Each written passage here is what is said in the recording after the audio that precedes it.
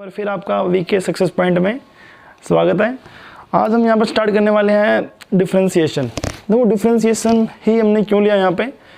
First of all differentiation के ऊपर अगर हम खाली +2 क्लास की बात करें यहाँ पे, तो +2 क्लास के भी 4 या 5 चैप्टर डायरेक्ट इसके ऊपर डिपेंड है। जैसे मान लो हमारे पास इनवर्स ट्रिग्नोमेट्री है, डिफरेंशियल इक्वेशन है, इंटीग्रल्स है, एप्लीकेशन ऑफ इंटीग्रल्स है। तो टोटली क्या है, डिफरेंशिएशन पे डिपेंड है हमारे पास। ठीक है, तो अब है क्या हमारे पास जो यहाँ पे डिफरेंशिएशन है। डिफरेंशिएशन है क्या भी, डिफरेंशिएशन हमारे पास क्या है, एक कैलकुलस, जो हमारे पास कैलकुलस है, कैलकुलस भी कैलकुलस का एक सब पार्ट है यहाँ पे। कैलकुलस का क्या है, सब पार्ट। अब कैलकुलस क्या है, it is the branch of mathematics, जिसके अंदर हम क्या है यहाँ पे, ये टोटल 4 to 5 टॉपिक्स पढ़ते हैं यहाँ पे। डिफरेंशिएशन है हमारे पास, इनफाइनाइट सीरीज है, अच्छा भी यहाँ पे इंटीग्रल्स है, तो सब इसी के अंडर आता है यहाँ पे। ठीक है, 4 to 5 टॉपिक आते हैं हमारे पास कैलकुलस के अंदर।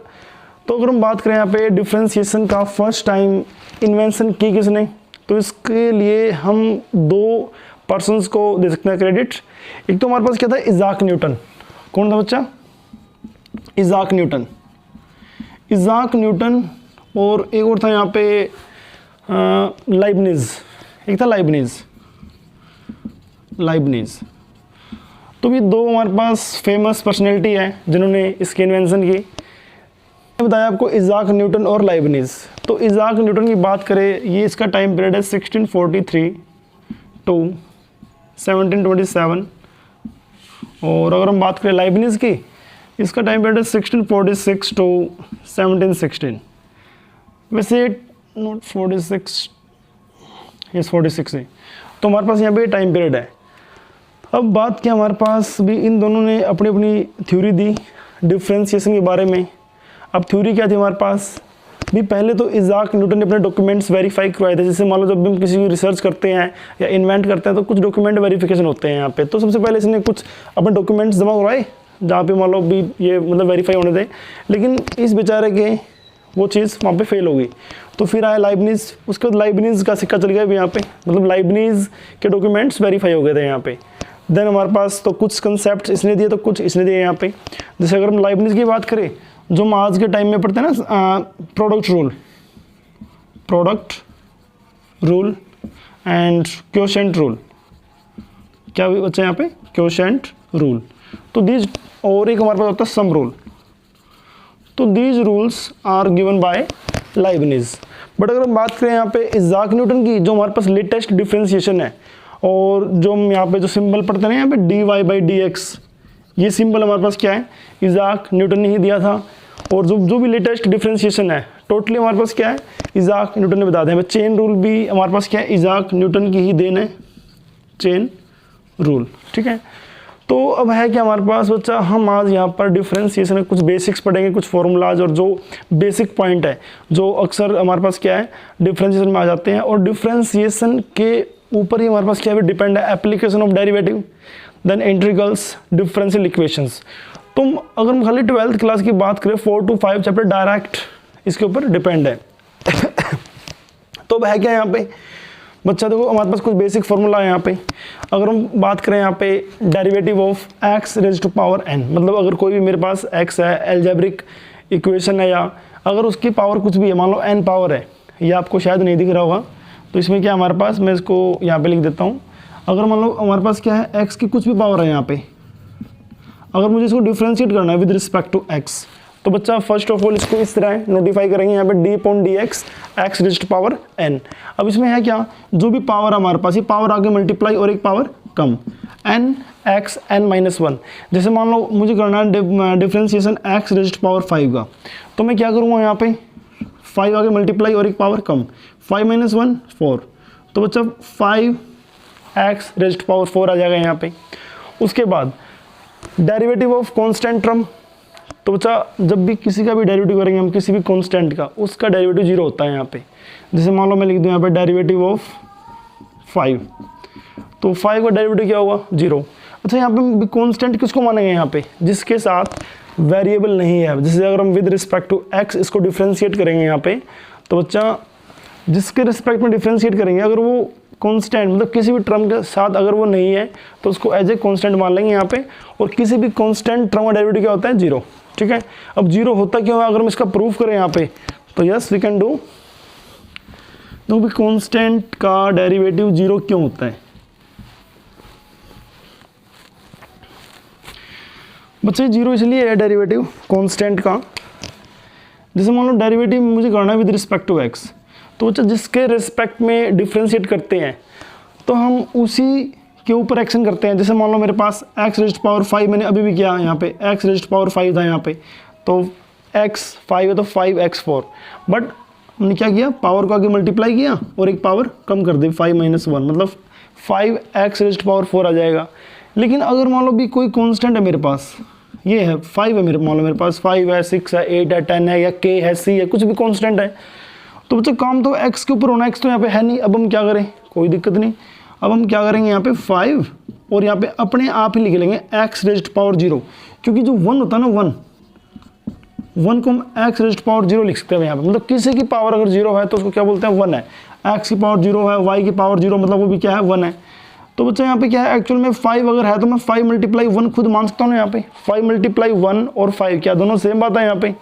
और अब मैं 1 को क्या लिख दूँगा यहाँ पे, डेरिवेटिव ऑफ x की फॉर्म में लिख दूँगा इसको, 5x रेज़्ड पावर 0, क्योंकि मैं 1 को x की पावर 0 लिख सकता हूँ बिल्कुल। अब क्या है मेरे पास, अब काम तो x के ऊपर होना है यहाँ पे, तो हम क्या करेंगे यहाँ पे इस 0 को आगे मल्टीप्लाई करेंगे और एक पावर कम 0 - 1। अब 0 × समथिंग टोटली 0, तो छोड़ो यार इस कॉम्प्लेक्स को, अगर आपको समझ में आए तो ठीक है, अदरवाइज डायरेक्ट याद रखो कि किसी भी कांस्टेंट टर्म का डेरिवेटिव क्या होता है, 0 होता है यहाँ पे, ठीक है। ऐसे ही तो ये भी क्या हमारे पास डायरेक्ट मैंने कुछ लिख दिया फॉर्मूलाज, क्योंकि ये डायरेक्ट हमारे पास क्या बार बार यूज़ हो गए यहाँ पे। अब जैसे मान लो ये डेरिवेटिव ऑफ x है 1 होता है, अब इसको ये डेरिवेटिव ऑफ x 1 क्यों हुआ, उसका भी रीजन हमारे पास क्या है, देखो x की पावर 1 है बच्चा। अब जब भी हम डेरिवेटिव निकालते हैं किसी चीज़ का तो क्या होता है, वो पावर आगे मल्टीप्लाई और फिर एक पावर कम, ठीक है। अब ये 1 है मेरे पास, इस 1 को मैं आगे मल्टीप्लाई करूँगा और एक पावर कम 1 - 1, तो क्या हो जाएगा x रेज़्ड पावर 0, और किसी की पावर 0 मतलब 1, तो 1 × 1 मेरे पास क्या आ गया आंसर, 1 आ गया यहाँ से, ठीक है। तो इसलिए क्या है, x को डायरेक्ट याद रखो 1। जैसे मान लो तुम्हारा कहीं पे आ जाए डेरिवेटिव ऑफ 10x, तो you know derivative of x क्या होता है 1, तो बच्चा इसका आंसर क्या आएगा, सिंपल 10 आ जाएगा।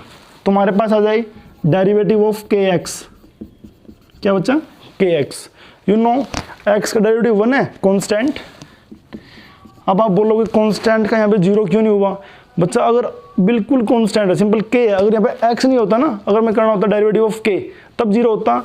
अगर मल्टीप्लाई में कोई कांस्टेंट है तो we do action only on the variable, मतलब कि जिसके रिस्पेक्ट में है एक्शन उसी पर होगा, यहाँ पे x पर ही एक्शन होगा यहाँ पे, तो इसलिए x पर एक्शन मतलब x का डेरिवेटिव क्या होता है 1 होता है यहाँ पे, इसलिए मैंने क्या लिख दिया यहाँ पे x की वैल्यू 1 और सिंपल k क्या है आंसर आ जाएगा यहाँ पे।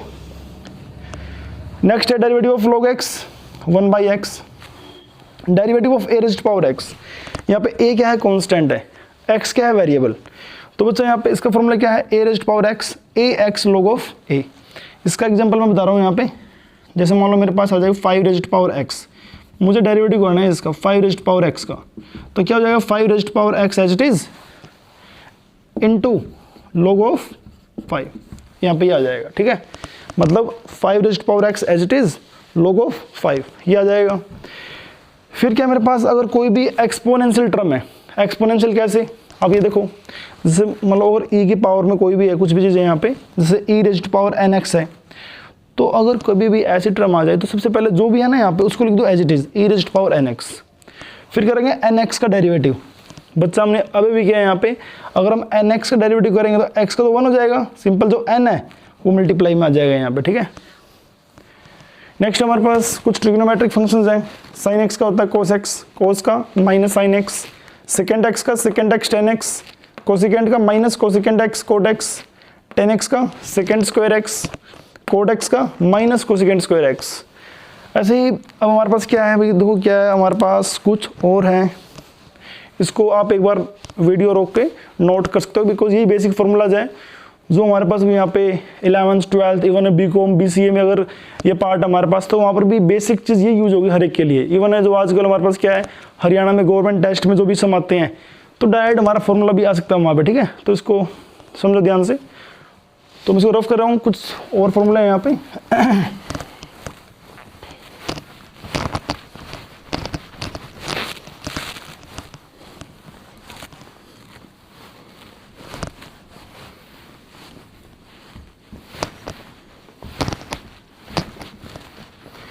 अभी 7 तक हम लिख चुके हैं।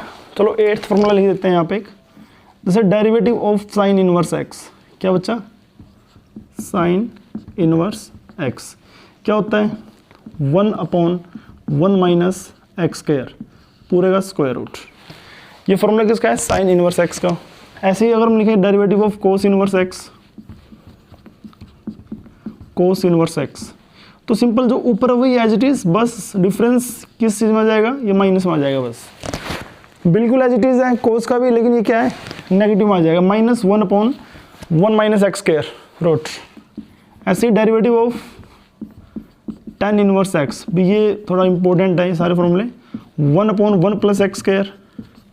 जिस तरह साइन और कोस का सेम था, डिफरेंस खाली माइनस का है, ऐसे यहाँ पे tan इनवर्स एक्स और cot inverse x, cot inverse x इसका भी क्या है, सेम, खाली यहाँ पे क्या आ जाएगा, माइनस आ जाएगा हमारे पास। देन हमारे पास डेरिवेटिव ऑफ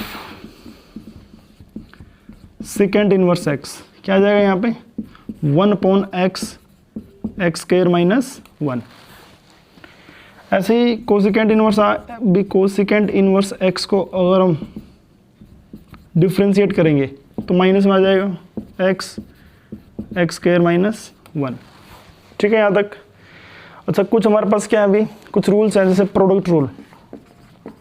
प्रोडक्ट रूल क्या होता है बच्चा, अगर मान लो मेरे पास दो फंक्शन है u इंटू वी, मुझे करना है differentiate with respect to x, तो क्या हो जाएगा, first function as it is, second का डेरिवेटिव ऑफ v, फिर v एज इट इज मतलब second function as it is, first का डेरिवेटिव ऑफ u, ये आ जाएगा। एक होता है हमारे पास भी क्या है यहाँ पे, क्वोशिएंट रूल भी आपने उतार लिया होगा ना, तो मैं एक बार यहाँ लिख रहा हूँ, क्वोशिएंट रूल क्या है,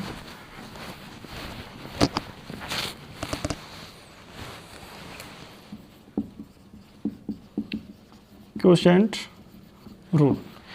बच्चा क्वोशिएंट रूल क्या है हमारे पास, u/v, डेरिवेटिव ऑफ u/v, इसमें क्या आ जाएगा हमारे पास, v स्क्वायर, जो भी डेनोमिनेटर है उसका स्क्वायर, फिर क्या हमारे पास v as it is, derivative of u minus u as it is, derivative of v, ये आ जाएगा बच्चा यहाँ पे। ठीक है, this is the quotient rule. तो बच्चा हमारे पास क्या है, ये बेसिक है बिल्कुल, जैसे बीकॉम में हमारे पास डिफरेंशिएशन है, इंटीग्रल्स है, तो वहाँ पर भी क्या हमारे पास बेसिक फॉर्मूले यही है बीकॉम के लिए, 11th 12th BCom, BCA, even of BTech और पॉलीटेक्निक।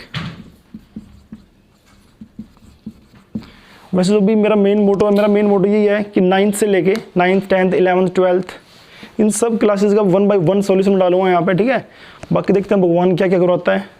तो मेरी उम्मीद तो यही है कि हर एक में डालूँ सॉल्यूशन NCERT वाइज या 1 by 1 सम, ताकि किसी बच्चे को कोई प्रॉब्लम ना आए। ठीक है, अब इसमें है कि आप प्लीज़ यार अगर ये वीडियो कंटिन्यू देखनी है यहाँ पे, ठीक है, तो प्लीज़ शेयर करो, लाइक करो और सब्सक्राइब करो, मैक्सिमम शेयर करो, ताकि मैक्सिमम लोगों के पास क्या सॉल्यूशन जा सके। और हाँ, एक और बात, जो हमारे पास आजकल हरियाणा में आते हैं, हरियाणा टेस्ट में स्टेट लेवल एग्जाम जो हमारे पास, या सिंपल जितने हमारे पास बेसिक टेस्ट होते हैं हरियाणा के अंदर, उसमें भी हमारे पास क्या ही चीज़ें आती हैं आजकल। ठीक है, तो उसके लिए भी आप इसको आराम से देख सकते हो। तो जो नेक्स्ट टाइम है, हम 12th क्लास का कुछ एक्सरसाइज लेंगे यहाँ पे 1 by 1, और उसके बाद क्या इस चीज़ को रखेंगे कंटिन्यू। थैंक यू आज के लिए।